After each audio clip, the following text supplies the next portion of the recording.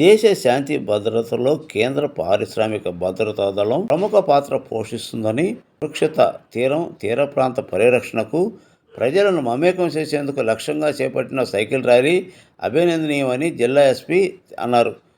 జిల్లా పోలీస్ కార్యాలయం నుండి సిఐఎస్ఎఫ్ సముద్ర తీర సైకిల్ ర్యాలీని ప్రకాశం జిల్లా ఎస్పీ ఏఆర్ దామోదర్ ఐపీఎస్ మరియు CISF senior commandant Sanjit Kumar జెండా ఊపి ప్రారంభించారు. ముందుగా సముద్ర మార్గం ద్వారా ఉగ్రవాదులు రాకుండా, మాదక ద్రవ్యాలు రవాణా సాగకుండా చూడటంలో కీలకంగా ఉంటారని ఆకాంక్షిస్తూ సిఐఎస్ఎఫ్ జవాన్లు చేపట్టిన సైకిల్ ర్యాలీ శనివారం ఉదయం ఒంగోలు జిల్లా పోలీస్ కార్యాలయంకు చేరుకుంది.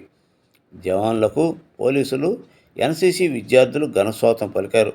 ర్యాలీలో పాల్గొన్న సిఐఎస్ఎఫ్ సిబ్బంది జిల్లా ఎస్పీ అభినందిస్తూ వారు చూపుతున్న దేశభక్తి, అంకితభావం అభినందనీయమన్నారు.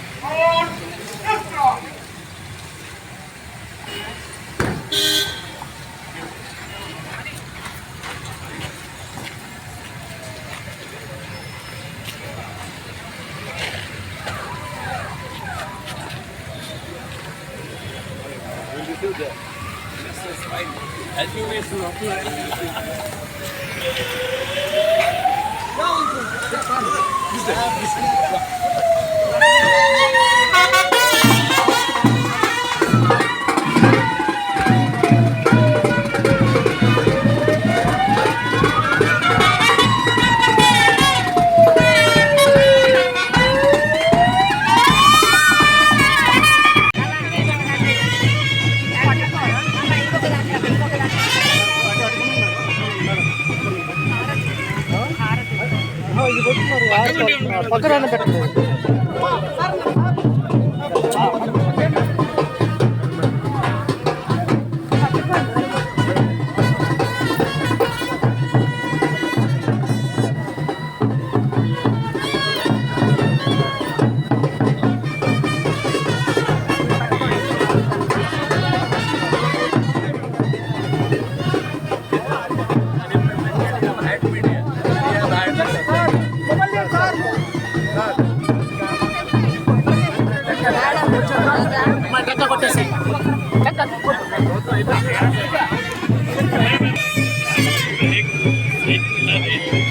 మళ్ళీ రేమసలో పడి చెప్పు. ఓకే, కొట్టు గట్టి కొట్టు, పల్లి పట్టి కొట్టు. ఓకే బస్ లేరా ఒకటే పక్కన.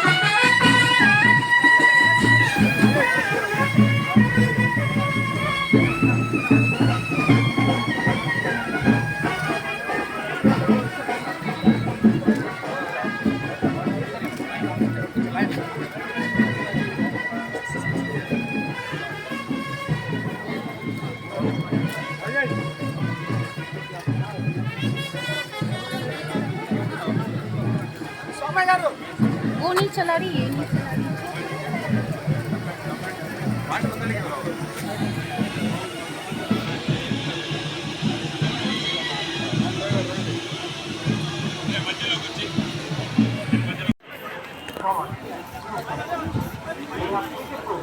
You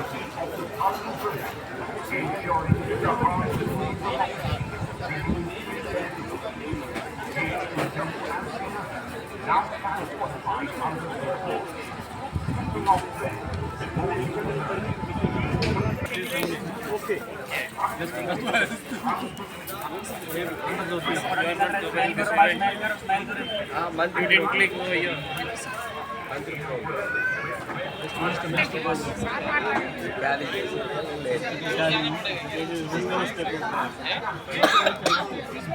Right now to conduct the coastal security awareness about the drug trafficking, about arms smuggling and the Government of India initiatives like Beti Bachao, Beti Padhao Yojana and other Government of India initiatives also. We have the two dedicated teams, one from the western coast of India and another from the eastern coast of India.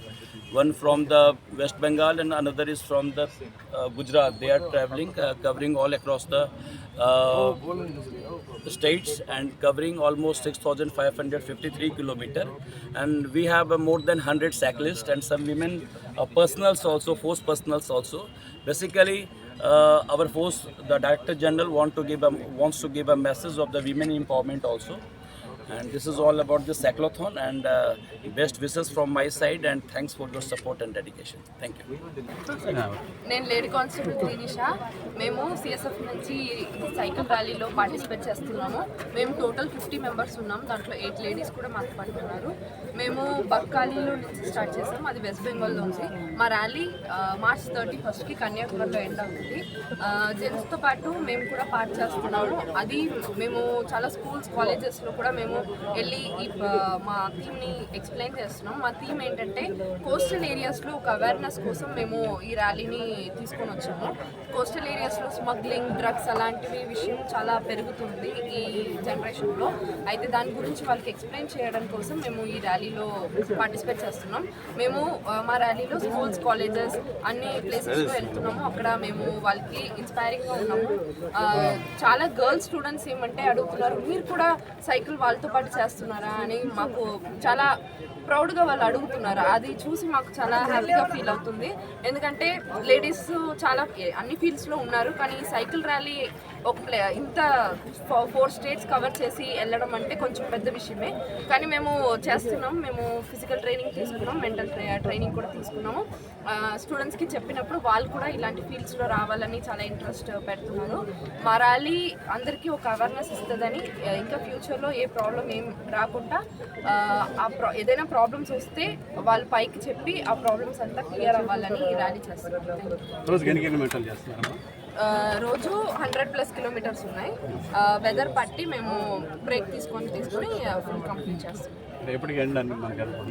ఇప్పుడు 1500+ అయిపోయింది. ఇంకా ఉంది, ఇంకా half Kanyakumari దాకా. My name is Preeti.